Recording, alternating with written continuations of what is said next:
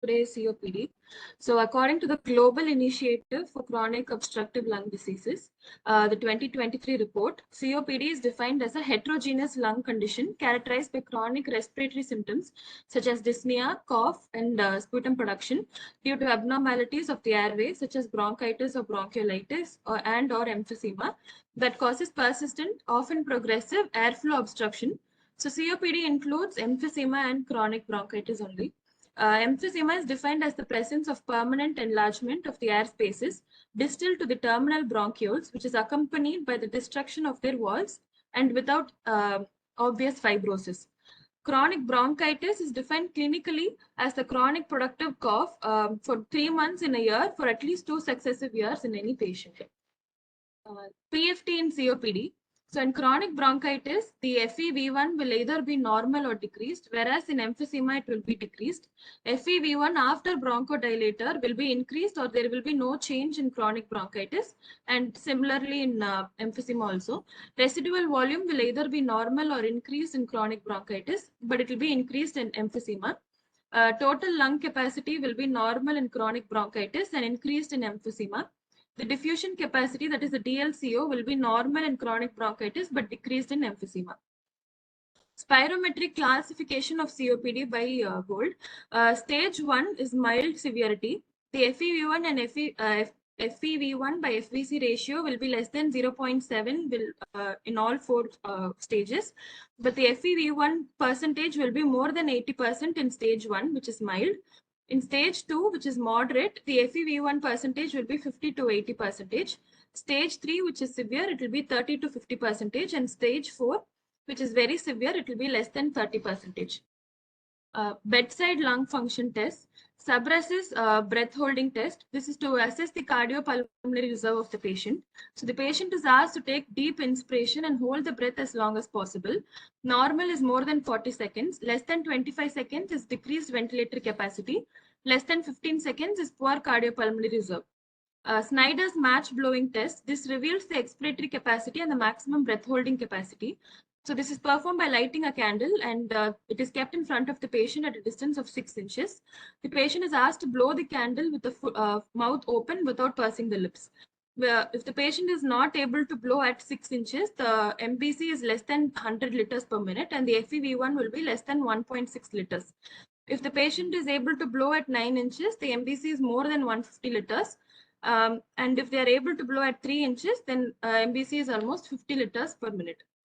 De Bono's whistle. This is to calculate the PEFR of the patient. A whistle with adjustable diameter aperture is given, and the patient is asked to blow the whistle with the aperture maximally open. If not possible, the aperture size can be reduced, and the patient is again asked to blow the whistle. The size at which the patient can blow is noted. So each size of the aperture, the PEFR values are given on the whistle. Auscultation over trachea for forced expiratory time. This is performed during a forced expiration after a deep inspiration using a stethoscope over the trachea and starting a stopwatch at the time of expiration. And the stopwatch is stopped till no more expiratory sound is heard. So normally it is around 3 to 4 seconds. More than 6 seconds, there is obstructive airway disease with FEV1 less than 50%. Wright's respirometer, it is used to measure the tidal volume and the minute volume. Wright's peak flow meter, this is to measure the peak expiratory flow rate. The normal values in male, it is 450 to 700 liters per minute. In females, it is 350 to 500 liters per minute. If it is less than 200 liters per minute, there is inadequate cough efficiency. Green and Borowitz cough test. So this is performed by asking the patient to take a deep inspiration and cough once. So this will indicate the ability to cough, the strength and its effectiveness. Inadequate cough means if FVC is less than 20 ml per kg, FEV1 is less than 15 ml per kg, and the PEFR is less than 200 liters per minute. So the vital capacity around 3 times tidal volume for effective cough. Wet productive cough or self-propagated paroxysms of cough indicates the patient is susceptible for pulmonary complications.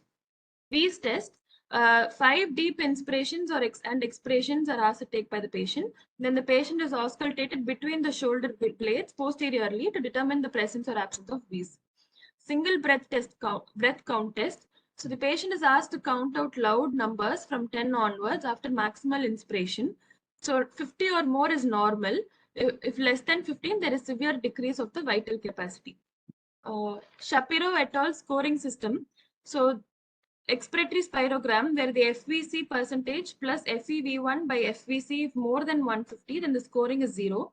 FVC plus FeV1 by FVC is 100 to 150, the scoring is given as 1. FVC plus FeV1 by FVC ratio is less than 100, then the scoring is 2. Pre-op FVC less than 20 ml per kg, the scoring is 3.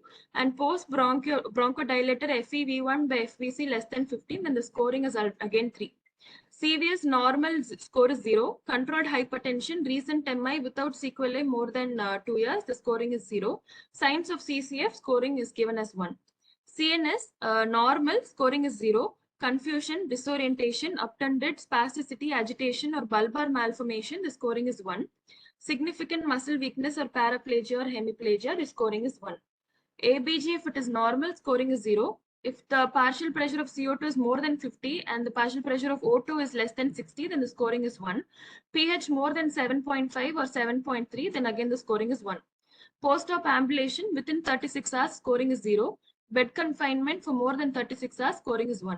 So the pre-op score, if it is 0, then minimal or incidence of post-op pulmonary complications will be there. It is minimal. 1 to 2 requires post-op O2 support or incentive spirometry. This is moderate risk. More than 3, there is high risk. Management should be in ICU with intensive monitoring, assisted with pulmonary toileting at least for 24 hours. So Nunn and Millage assessment for post-op management in respiratory cripples, that is the FEV1 is less than 35%. If FEV1 less than 1 liter and the PaO2 is more than 60 mmHg and PaCO2 is less than 50, then no need of post-op O2 support. If the O2 is less than 60 and PaCO2 is less than 50, then post-op O2 supplementation is required. If PaO2 is less than 60 and PaCO2 is more than 50, then post-op mechanical ventilation is required. Ventilation is in COPD patients. So the aim is to maximize the alveolar gas emptying and to minimize the dynamic hyperinflation and the PEEP. So in settings, we have to decrease the minute ventilation by giving a low frequency, adequate expiration time, reduce the expiratory flow resistance, recruitment maneuvers should be done, acceptance of mild hypercapnia and acidemia should be there, humidification of the gases, pressure control mode with decelerating flow should be done. Tidal volume suggested should be 5 to 6 ml per kg, but according to guidelines, the peak airway pressure should be less than 35 centimeters of water and the plateau pressure should be less than 25 centimeters of water. PEEP suggested 5 centimeters H2O. With COPD, PEEP need not be added. Respiratory rate should be 12 breaths per minute and maintain the PaCO2 around 30 to 40 mmHg. Mode should be either VCV or PCV. PCV is suggested for patients with risk of lung injury, such as in patients with bulle or spontaneous pneumothorax. Pain management in COPD patients posted for upper abdominal surgeries. So intra-op use of NSAIDs complements other pain management strategies. So NSAIDs decreases the narcotic requirement in the post-op period. So ketorolac IM can be given as needed. Caution in patients with risk for bleeding, history of peptic ulcer disease, established renal dysfunction, NSAID usage should be used with caution. Post-operatively, adequate post-op pain control helps reduce the pulmonary complications by earlier ambulation and performance of lung expansion maneuvers. So administration of opioids and or anesthetic agents with into intrathecal, epidural or paravertebral space or in proximity to the intercostal nerves.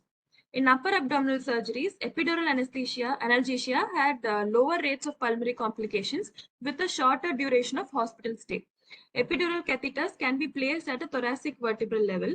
Epidural narcotics has a longer duration of action, lack of excessive sedation and respiratory depression, minimum or no sensory motor loss. Addition of local anesthetic has a rapid onset of action. Epidural narcotics such as morphine, fentanyl, sufentanil, hydroxymorphine, local anesthetics such as bupivacaine and ropivacaine.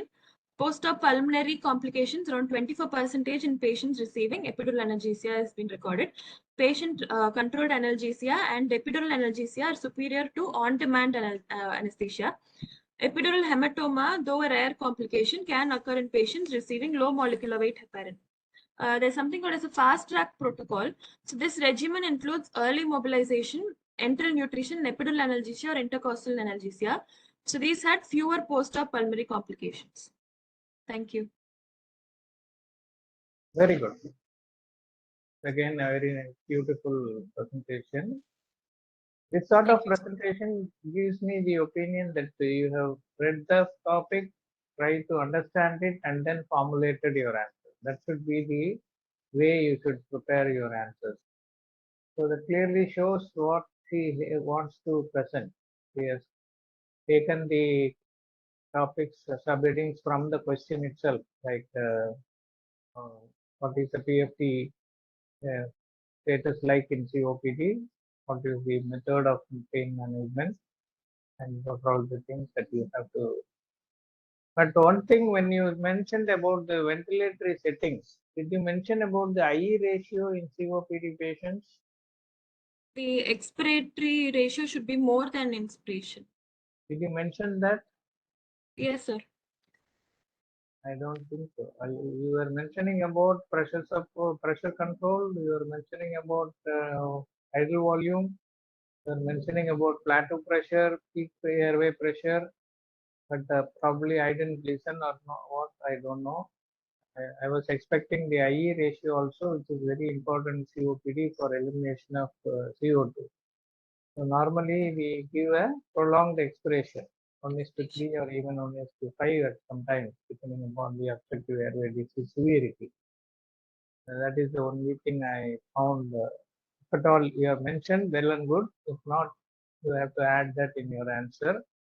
And similarly, use of NSAIDs in COPD patients, especially those who are prone for bronchoconstriction. Is it safe to use NSAIDs?